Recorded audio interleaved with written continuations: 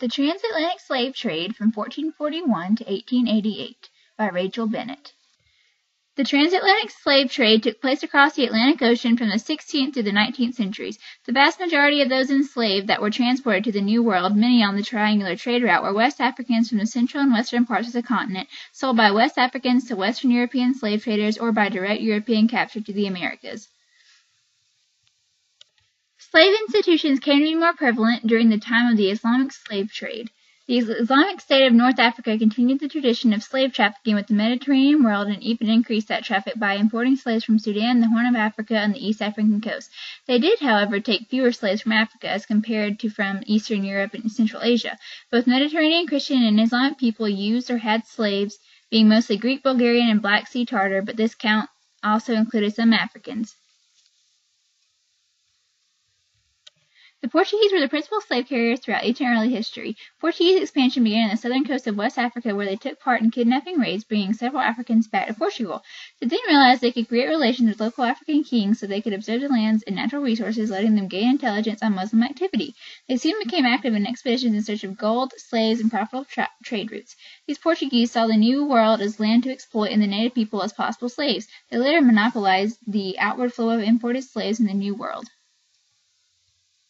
Slavery existed in parts of Africa long before the transatlantic slave trade. The slave trade that existed long before the 15th century that supplied African slaves to the Mediterranean and southern Asia was later called the Oriental slave trade, and around 10,000 slaves per year, mostly females, were taken from sub-Saharan Africa during this trade.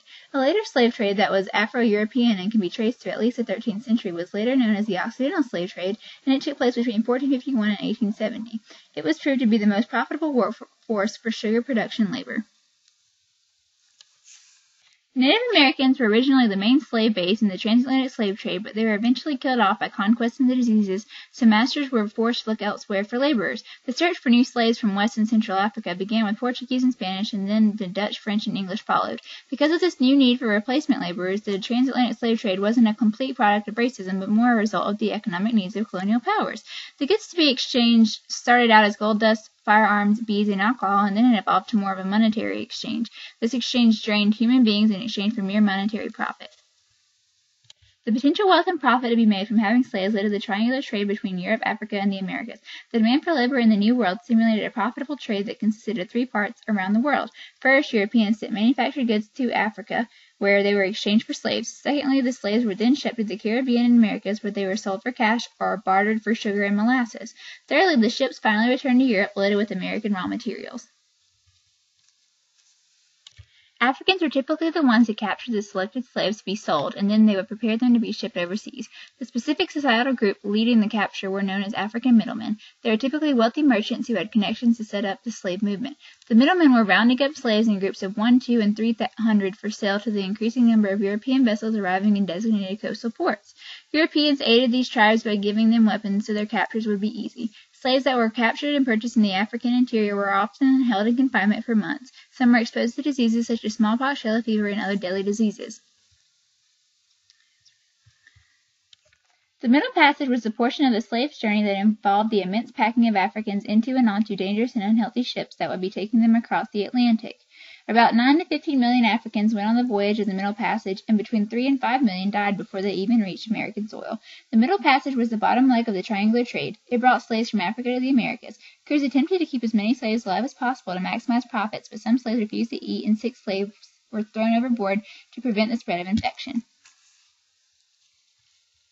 On arrival, the slaves were taken off the ship and placed in a holding pen. They were then washed and bathed, and they had their skin covered with grease or tar in order to make them look healthier and therefore more valuable to buyers. Slaves would then be branded with a hot iron to permanently identify them as slaves.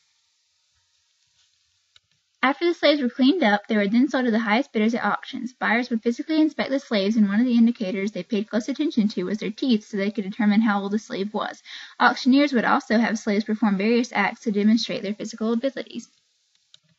By the late 15th and 16th centuries, around 2,000 African slaves were exported each year.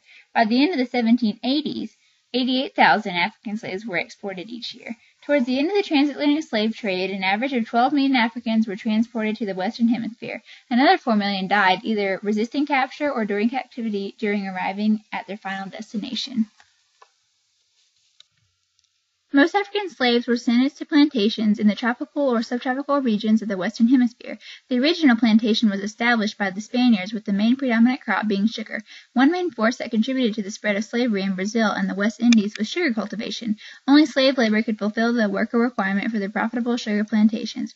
As more sugar plantations arose and increased, so did the need for slave laborers. In the 1530s, Portuguese began organizing plantations in Brazil, and it in turn became the world's leading sugar supplier. In the Caribbean and South America, slave owners imported mainly younger male slaves and allowed few to establish families, and this resulted in low reproduction. To keep up with the required numbers of workers, plantation owners imported a steady stream of slaves, most of which went to the Caribbean destinations. In 1522, the first slave revolt broke out in the Spanish colony of Hispaniola. In the Caribbean, these rebels were known as the Maroons, and they lived in the hills, using guerrilla warfare to free other slaves and sell necessary weapons and equipment required for survival. Diseases took less of a death toll in North America, and living conditions were typically less brutal. Plantation owners imported large numbers of female slaves, and they encouraged their slaves to form and maintain families and to bear children, unlike slave owners in the Caribbean and South America. Only about 5% of slaves delivered to the Western Hemisphere went to North America. In an attempt to cope with the horrors they faced constantly, African slaves would make themselves less productive by breaking tools, uprooting plants, working slowly, and sabotaging the surrounding areas. Thousands even resorted to running away completely, including some Maroons who gathered together and built self-governing communities. Slaves usually outnumbered their owners, so revolt was always a threat. Revolts occurred in the European settlements, resulting in the death of slaves, slave owners, and colonists, and they continued into the 1800s. Revolts were typically able to be suppressed because the owners had access to armed forces and military horses. Former slave Olagunjah Equiano was captured by slave raiders when he was 10 and spent 21 years as a slave. He eventually saved enough money to buy his freedom, wrote a narrative, and sold it throughout Britain while he actively campaigned to abolish the slave trade. Revolutionary Simon Bolivar took up arms against Spanish rule in 1811 and freed slaves who joined his forces. He provided constitutional guarantees of free status for all residents of Venezuela, Colombia, and Ecuador. Between 1803 and 1807, Denmark and Britain both abolished slave trade. In 1807, the U.S. passes legislation banning slave trade. In 1810, British negotiate an agreement with Portugal calling for the gradual abolition of slave trade. In 1815, the British pressured Spain, Portugal, France, and the Netherlands to agree to abolish the slave trade. In 1817, Great Britain and Spain signed a treaty prohibiting the slave trade. Abolishing the slave trade did not end slavery. British ships patrolled the west coast of Africa in order to prevent illegal slave trade. The last documented ship that carried slaves across the Atlantic arrived in Cuba in 1867. In 1813 and 1814, the gradual emancipation was adopted in both Argentina and Colombia. Between 1823 and 1831, slavery was abolished in Chile, Central America, Mexico, and Bolivia. In 1833, the Abolition of Slavery Act passed in Britain, which results in complete emancipation by 1838. Between 1842 and 1851, slavery was abolished in Uruguay, all French Danish colonies, and Ecuador. In 1854, slavery was abolished in Peru and Venezuela. In 1863, an Emancipation Proclamation was issued in the U.S. Between 1863 and 1865, slavery was abolished in all Dutch colonies and in the U.S. as a result of the 13th Amendment to the Constitution and the end of the Civil War. In 1871, gradual emancipation initiated in Brazil. Between 1873 and 1888, slavery was abolished in Puerto Rico, Cuba, and Brazil. In the 1960s, slavery was abolished in Saudi Arabia and Angola. The slave trade deprived Africa of around 16 million people. However, the African population eventually rose in later years due to the introduction of more nutritious foods from the Americas. The slave trade distorted African sex ratios as a result of 2/3 of exported slaves being males. The sexual imbalance in some parts of Africa encountered polygamy and caused women to take on previous responsibilities of men. Another negative effect the trade had on Africa was it brought firearms to African societies, and this began to increase violence while social prejudice against Africans becomes the norm in the West. A couple more positive impacts it had on Africa were the trade relationships made between Europe and Africa and the prosperity of kings and kingdoms that were developed around the transatlantic slave trade. Africans brought an immense amount of labor to the New World, and this aided in the development of prosperous new societies. They brought their culture and intertwined it with the cultures of the lands in which they were sent, creating a hybrid cultural mix. They influenced language by creating what's currently known as dialects, while introducing African traditional cuisine to European, American, and Spanish societies. They introduced rice cultivation to several tropical regions, and they brought along their skills of pottery and basket making to Western culture.